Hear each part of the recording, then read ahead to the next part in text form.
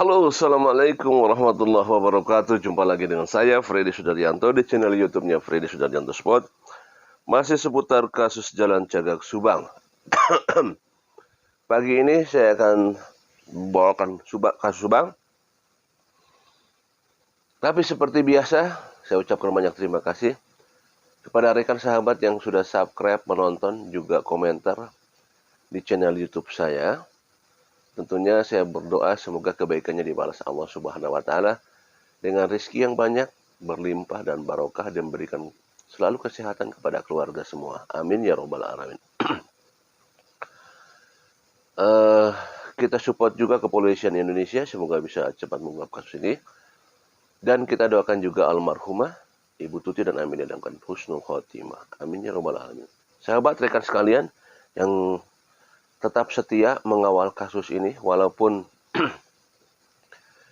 tidak ada titik terang, kejelasan maupun informasi yang akurat dari pihak kepolisian, tapi kita selalu optimis bahwa kasus ini harus dibuka, sekalipun rasa pesimis selalu ada di dalam diri kita karena 1 tahun berlalu dengan berbagai macam informasi yang disampaikan oleh kepolisian, baik itu adanya 100 lebih saksi, kemudian beberapa ratus barang bukti, 10 titik TKP, adanya forensik kedua, dan para ahli diturunkan, gabungan antara Polres, Polda, dan Polri masih juga belum terungkap. Apakah memang jago sekali pembunuh di Jalan Cagak Subang ini? Ya, sangat hebat dan sangat profesional sehingga pihak kepolisian tidak berkutik. Luar biasa. Nah, tentunya kita terus berharap bahwa kasus ini jangan sampai dipeti eskan. Seperti kita ketahui bahwa adanya informasi masalah saksi yang ditangkap dan lain sebagainya. Mudah-mudahan ini pertanda terbukanya kasus ini, walaupun saksinya sempat dilepas. Tapi apakah ada info yang didapat dari pihak kepolisian? Tapi sampai sekarang juga belum jelas. Pada saat ditangkap juga pihak kepolisian tidak memperlihatkan saksinya tersebut. Ya, sayang sekali sebenarnya ya. Biasanya kalau sudah tertangkap begitu, pihak kepolisian biasanya suka ada press conference ya, seperti itu. Baik, saya akan coba melihat adanya saksi yang betul-betul memperlihatkan apa yang dia sampaikan, yaitu adanya saksi Pak Yosep. Saya lihat di salah satu channel YouTube Misteri Mbak Suci, kalau saya lihat dari apa yang disampaikan oleh Pak Yosep di salah satu tempat, yaitu di masjid, di mana ada kumpulan orang-orang di sekitar wilayah sana yang tergabung dengan Pak RT yang ada di sana, Pak Yosep mengungkapkan beberapa hal. Salah satunya, ada pertanyaan dari warga mengenai masalah kunci yang sudah diberikan kepada Pak Yosep. Pak Yosep menjawab tidak senang dengan ada kunci terbuka itu, tetapi tetap akan lebih senang atau merasa puas kalau pelakunya yang tertangkap, bukan kunci yang diberikan itu. Kemudian juga ada penyampaian dari Pak Yosep mengenai masalah, beliau mengatakan bahwa jangan sampai kasus ini dipeti eskan. Nah, ini pun menarik ya. Jangan sampai kasus ini dipeti eskan. Itu adalah berarti pernyataan serius dari Pak Yosep. Kemudian juga ada kata-kata bahwa demi Tuhan, demi Allah, Rasulullah mengatakan demikian. Di dalam masjid, beliau mengatakan bahwa di dalam masjid ini dia mengatakan demi Allah, Rasulullah, bahwa dia bukan pelaku. Jadi Pak Yosep adalah bukan pelaku. Itu pengakuan dari Pak Yosep dengan mengatakan demi Allah Rasulullah.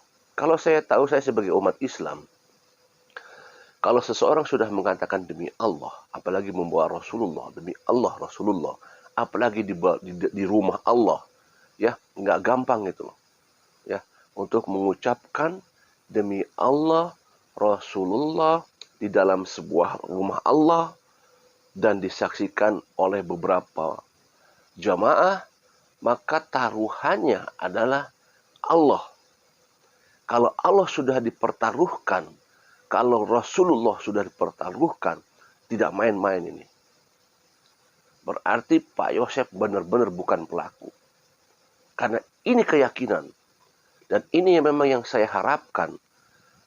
Saya pribadi mengharapkan berbicara di depan umum, mengatakan demi Allah Rasulullah di sebuah masjid, maka ini diambil kesimpulan bagi saya sendiri pribadi berarti Pak Yosef adalah bukan pelaku. Ini keyakinan saya sebagai umat Islam ya. Karena gini, pertaruhannya kalau misalkan Pak Yosef berbohong, sangat luar biasa.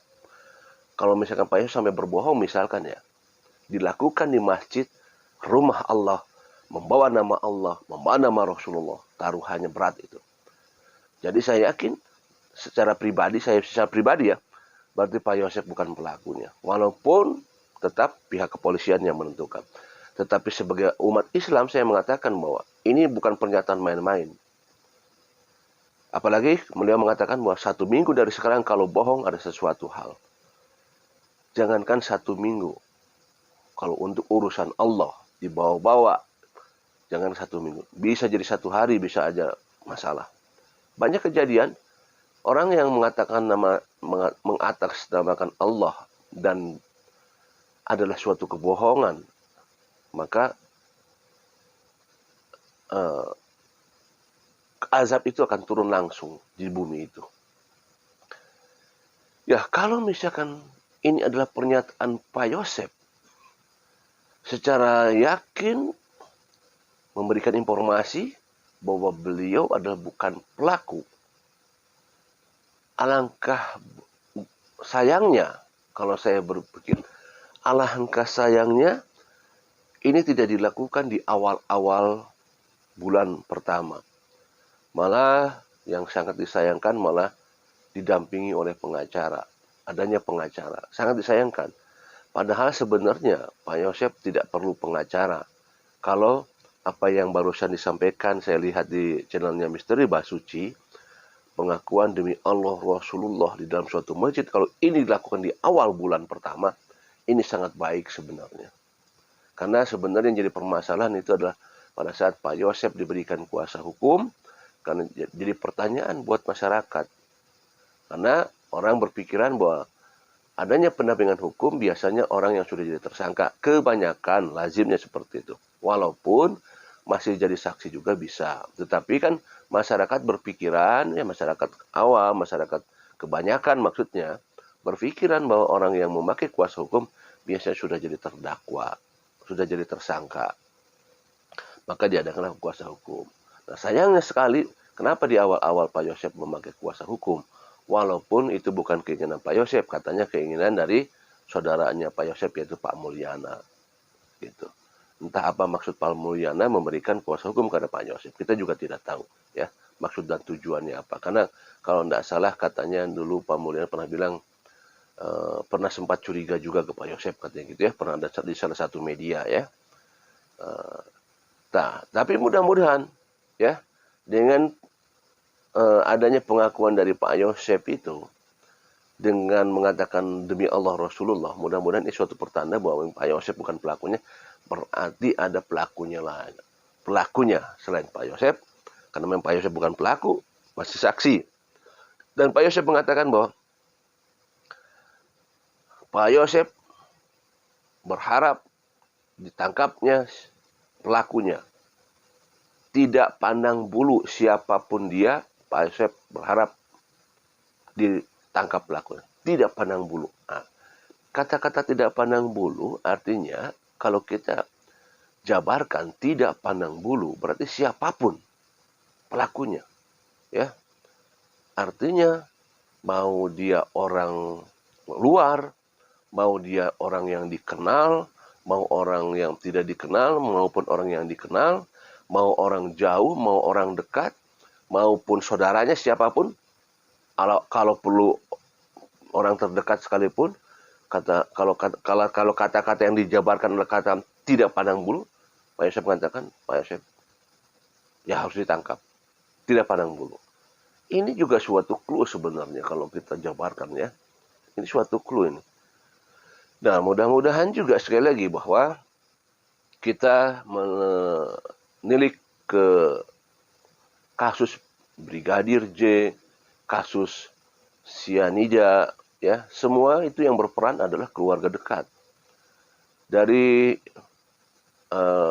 kasus sianida, yaitu orang tua daripada korban atau bapaknya yang berjuang di sana.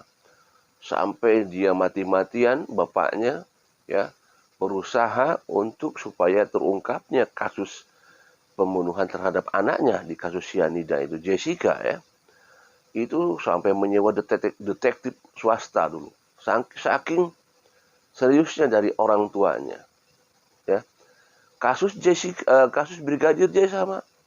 Orang tuanya berusaha, bapak dan ibunya meminta supaya dibuka peti mati. Walaupun waktu itu tidak diberikan oleh pihak kepolisian, tapi karena begitu ngototnya orang tuanya, karena pengen tahu keadaan anaknya, sampai akhirnya dibuka dan menemukan sesuatu hal, ada kejanggalan di dalam tubuh korban, sampai membawa pengacara Bapak Komarudin. Artinya apa? Ini kasus-kasus ini adalah kasus sama-sama kasus pembunuhan yang diperjuangkan oleh orang terdekat. Oleh orang terdekat diperjuangkannya. Ya jelas pasti, harusnya dengan orang terdekat. Nah, kasus Subang ini, kita lihat dari awal sayang sekali, sangat disayangkan. Orang terdekat, waktu itu Pak Yosef dan Yoris yang kita lihat, lebih masing-masing malah sempat kita lihat di media, mereka saling serang menyerang malah di awal-awal bulan sebelum adanya pendampingan hukum antara Pak Yosef dengan Yoris ya. Saling menyerang seperti itu. Dan saling mencurigai, waktu itu kita tahu di media ya. Dan kesini-kesini saling mempertahankan diri ya. Nah, artinya bahwa harusnya bapak dan anak berjuang sama-sama untuk mencari siapa pelakunya. Nah, itu sebenarnya harusnya di awal-awal. Nah, yang berbeda di kasus Subang ini itu saja. Tapi mudah-mudahan 1 tahun berlalu ini adanya ungkapan dari Pak Yosef bahwa Pak Yosef bukan pelakunya, demi Allah, demi Rasulullah, maka ini adalah suatu hal yang menurut saya adalah sebagai tanda memang Pak Yosef bukan pelaku. Walaupun nanti ditentukan oleh pihak kepolisian, yang resminya adalah pihak kepolisian. Apakah yang bersangkutan pelaku atau bukan, atau masih saksi. Sekali lagi, kita berharap mudah-mudahan dengan apa yang disampaikan oleh Pak Yosef, pengakuan Pak Yosef di dalam masjid, bisa diikuti oleh saksi-saksi yang lain, sehingga kita bisa melihat, oh ternyata pelakunya adalah bukan orang dekat, tapi orang luar. Kita tidak tahu semuanya, apakah saksi lain juga akan mengikuti apa yang akan disampaikan, apa yang seperti yang disampaikan oleh Pak Yosef di dalam suatu masjid, pengakuan demi Allah Rasulullah, seperti itu.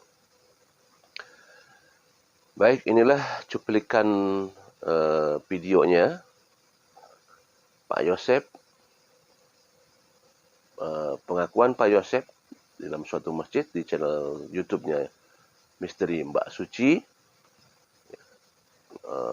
Saya izin kepada Mbak Suci untuk mengupload potongan daripada video pernyataan Pak Yosef di dalam suatu masjid. Sekali lagi saya mohon izin kepada Mbak Misteri Mbak Suci untuk mengupload potongan video ini. Terima kasih. Terima kasih kepada semuanya. Kita berdoa selalu, jangan sampai kasus ini dipetieskan, jangan sampai menjadi diam-diam saja. Assalamualaikum warahmatullahi wabarakatuh. Wartawan, Pak, apakah masa tua sekarang diberikan kunci yang diberikan presiden? Buat ini jawaban. Abdi mah akan puas, dan harta, tapi abdi mah hoyong enggak terungkap siapa pelaku, siapa pelakunya, dan ingin ditetapkan pelakunya, Pokoknya ini tidak mau dipetingeskan. Siapapun pelakunya, saya tidak pernah dulu ingin tetap dibuka hidupnya. Sekali abdi nyampaikan, jangan sampai terpanggil pilih. Jadi sekali ia dimuncul demi Allah Rasulullah. Abdi itu sebagai pelaku, abdilah sanes pelaku, abdi sanes pelakunya. Lamunnya abdi pelaku untuk membawa dengan katarunan. Saminggu pasti abdi pasti benar. Wassalamualaikum warahmatullahi wabarakatuh.